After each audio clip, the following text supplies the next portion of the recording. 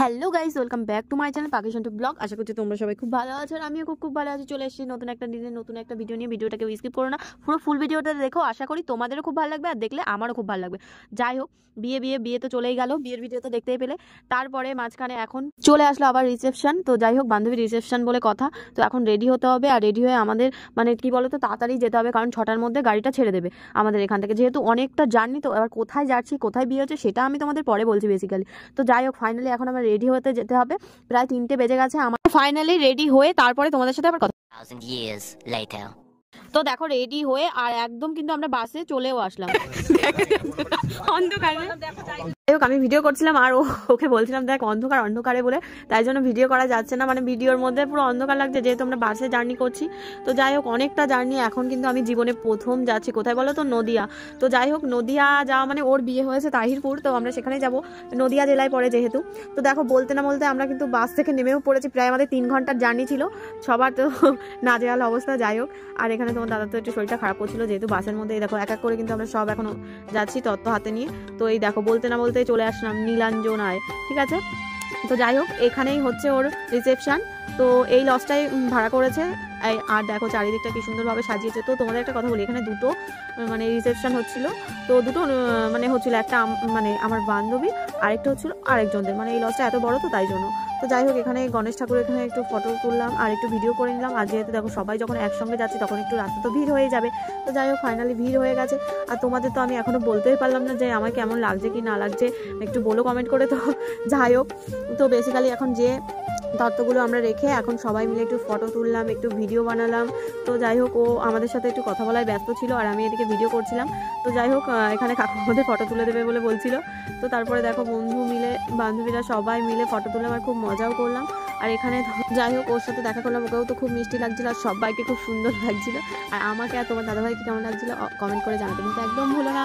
তো যাই হোক, এখানে আমি বসে বসে ভিডিও করে, বসে কেন দাঁড়িয়ে ভিডিও করছিলাম আর সবাই ফটো তুলছিলাম। তারপরে একা করে যাচ্ছিলাম স্টলে কী কী করেছে না করেছে সেটা দেখতে। আর এই দেখো, এরা আগে থেকেই চলে গেছে। তারপরে তোমার দাদাভাই আমাদের জন্য একটু ভালোবেসে পকোড়া নিয়ে আসলো।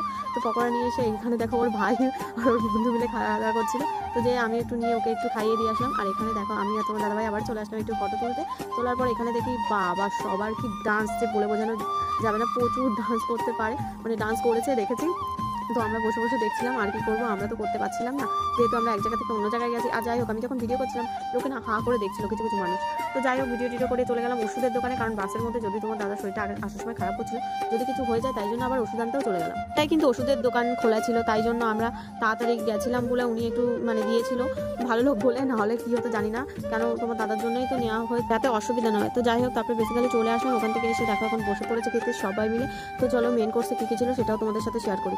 আমি, তোমার দাদা ভাই, আমার ভাই আর একটা কাকু বসেছিল। তো প্লেট দিল, তারপর দিল মিনারেল ওয়াটার, তারপর আর একটু কাসুন্দি, তারপর দিল সালাদ, তারপরে কড়াইশুটির কচুরি, আর এখানে দিয়েছিল শাহি পনির। তো এই শাহি পনিরটা আমার যা লেগেছে না, কি বলবো, অমৃত খুব ভালো লেগেছে আমার, বেশ ভালো লেগেছে, কি বলবো, কিছু বলার নেই। তো তারপরে দেখো আমার খাওয়া হয়ে গেছে, তোমার দাদাভাই বসে আছে। আর এখানে দিয়ে দিল গরম গরম সাদা। তৃতীয় আইটেম ছিল মুগ মোহনী ডাল, অসাধারণ লেগেছে এটা।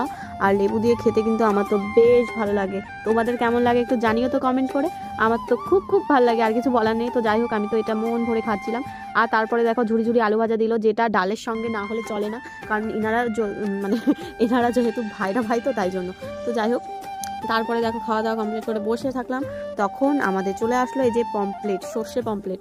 ডালটার সঙ্গে মাছটাও কিন্তু খুব সুন্দর রান্না হয়েছে, কি বলবো, বলার মতন কিছুই নেই। তো বিয়েবাড়ি রান্না এমনি ভালো হয়, খারাপ হয় না যেহেতু। তারপর যাই হোক, বেসিক্যালি যেটা বলছিলাম, পরে কিন্তু তারপরে সঙ্গে চলে আসলো ফ্রাইড রাইস, আর সঙ্গে ছিল মটন কষা। মানে মামা ভাগ্নে তো থাকবেই অবশ্যই। তো যাই হোক, রান্না বান্না কিন্তু দুর্দান্ত ছিল। আর মটন কষার সঙ্গে যারা মটন খাবে না তাদের জন্য চিকেন, আর যারা চিকেন খাবে না তাদের জন্য কিন্তু ফিশ অবশ্যই ছিল। তো রান্না তো জাস্ট মটনের পিসগুলো কিন্তু আমার মনের মতন পড়েছিল। দেখো, চাটনি, পাঁপড়, মিষ্টি এগুলোই ছিল। আর লাস্টে দিল কিন্তু শীতের একটা আকর্ষণীয় ফল, বুঝতেই পারছো, কমলা লেবু। এটা আমার খুব মানে ইন্টারেস্টিং লেগেছে ব্যাপারটা। আর এখানে দিয়েছে আমুলের আইসক্রিম। দেখো, খাওয়া দাওয়া হয়ে গেছে, কাকু দাঁড়িয়েছিল, কাকু আছে ফটো তুলছে। যাই হোক, আমি ফটো তুলছিলাম না। তো ওই যে কাকু দেখাচ্ছিল, দেখো আমাকেও দিয়েছে। ও অ্যাট লাস্ট কী দিল বলো তো, পান। তো এটাও কিন্তু না হলে চলে না বিয়ে বাড়ি। যাই হোক, কিন্তু ইউনিক লেগেছে এই যে কমলা লেবুটা দিয়েছে, এটাই। তারপরে দেখো আমরা খেয়ে দিয়ে ওর সাথে গল্প গুজব করে তারপরে চলে 2000 years later বাসের মধ্যে চলে আসলাম। যেহেতু মনটা খুবই খারাপ ছিল, কিন্তু ওরা বললো যে সানডে আসবে, তাই জন্য আর কি করব, সবাই আবার মন শক্ত করে আবার চলে আসলাম। যেহেতু এক একজন এক এক জায়গায় চলে যাচ্ছি, তো মনটা ওই জন্যই খারাপ যে সবাই একসঙ্গে থাকতাম, একসঙ্গে পড়াশোনা করতাম, এখন যে যার মতন মানে মেয়ে হয় তো এরকম মানে অন্যের বাড়ি চলে যাওয়া। যাই হোক, তো বলছি পরে কিন্তু আমি ভিডিও আর মানে স্টার্ট করতে পারিনি, আমি বাসের মধ্যেই শুধু দেখিয়েছিলে, তারপরে স্টার্ট করতে পারিনি। আর এখন দেখো পরের দিনের ভিডিও, আমি বসে বসে সেই বিকালবেলায় মানে উঠে লেবু খাচ্ছিলাম, সেই কমলা লেবুটা দিয়েছিল, সেটা কিন্তু খুব মিষ্টি ছিল, বলার মতো না। তো যাই হোক, আজকে আমার এই ফুল বিয়েবাড়ির ব্লগটা তোমাদের কেমন লাগলো অবশ্যই কমেন্ট করে জানাতে ভুলো না, একটা লাইক কমেন্ট শেয়ার করতেও ভুলো না। আর যারা আমার প্রোফাইল থেকে দেখছো, প্রোফাইলটা প্লিজ ফলো করে দিও। আর যারা আমার ইউটিউব থেকে দেখছো, তারাই পাখি শান্টু ব্লগ সার্চ করে একটু সাবস্ক্রাইব করে দিও।